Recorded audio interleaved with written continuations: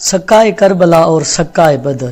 سکائے کربلا کون ہے اور سکائے بدر کون ہے؟ اگر آپ سکائے کربلا کے بارے میں جانتے ہیں تو سکائے بدر کون ہے؟ اگر آپ دونوں کے بارے میں جانتے ہیں تو سکائے بدر اور سکائے کربلا میں فرق کیا ہے؟ یہ پورا واقعہ میں آپ کو تفصیل سے اس ویڈیو میں بتاؤں گا۔ روز عاشور حضرت امام حسین علیہ السلام نے نماز فجر پڑھائی اور اپنے اصحاب کی صف بندی کی۔ آپ نے حضرت عباس کو اپنے لشکر کا علمدار مقرر کیا۔ اس سے قبل جب آپ مدینے سے روانہ ہوئے تو قافلے کا پرچم بھی آپ نے حضرت عباس کے حوالے کیا تھا۔ چنانچہ 28 رجب سے لے کر صبح عاشور تک آپ قافلہ کے علمدار اور قائد تھے۔ صبح عاشور کی نماز فجر کے بعد آپ لشکر حسینی کے سالار اور علمدار قرار پائے۔ نماز فجر تمام ہوئی۔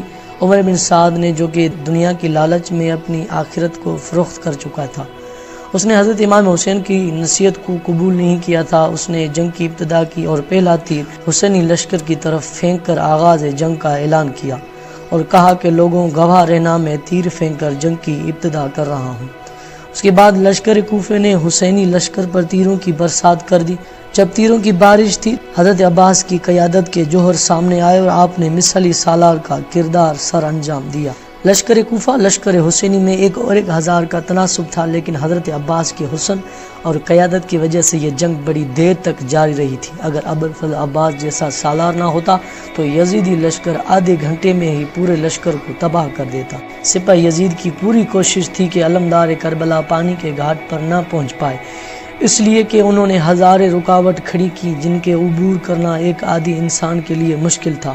اور جب علی کے شیر دل بیٹے نے پوری توانائی کے ساتھ ان کی رکاوٹوں کو عبور کر لیا، آپ فرات کے کنارے پر پہنچ گئے اور آپ نے مشق کو پانی سے بھر لیا، تو پھر یزیدی لشکر کی کوشش تھی کہ پانی کی مشق خیام حسینی تک نہ پہنچ پائے، جبکہ اس وقت علمدار کربلا کے کانوں میں پیاسے بچوں اور مخدرات، عصمت اور طہارت کی آوازیں آ رہی تھی۔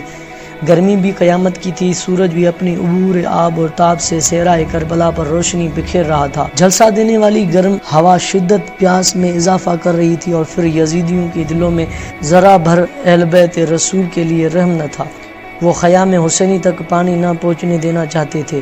کھجوروں کے جھرمٹ میں چھپے غازی پر وار کیا، جس سے آپ کی مشکیزہ کا پانی بہہ گیا اور آپ کی امیدوں پر پانی پھر گیا۔ خدا ان یزیدیوں پر لعنت کرے اور سکائے کربلا پر ہزاروں سلام۔ سکائے بدر۔ حضرت شیخ عباس قمی رحمۃ اللہ علیہ نے اپنی کتاب سمین مفات الجنان میں یہ واقعہ بیان کیا ہے، اور دیگر مختلف روایت میں بھی آیا ہے کہ تحقیق رسول خدا صلی اللہ علیہ وسلم نے اصحاب کو جنگ بدر میں فرمایا، تم میں سے کون ہے جو اس رات کنویں پر جائے، ہمارے لیے پانی لے کر آئے؟ سبھی خاموش رہے اور کوئی بھی آگے نہ بڑھا۔ تب علی ابن ابی طالب مشک لے کر آئے اور پانی لینے کے لیے وہاں گئے، حالانکہ یہ ایک اندھیری اور خنک رات تھی اور تیز ہوائیں چل رہی تھی۔ جب آپ کنویں پر پہنچے تو اس میں بہت اندھیرا تھا۔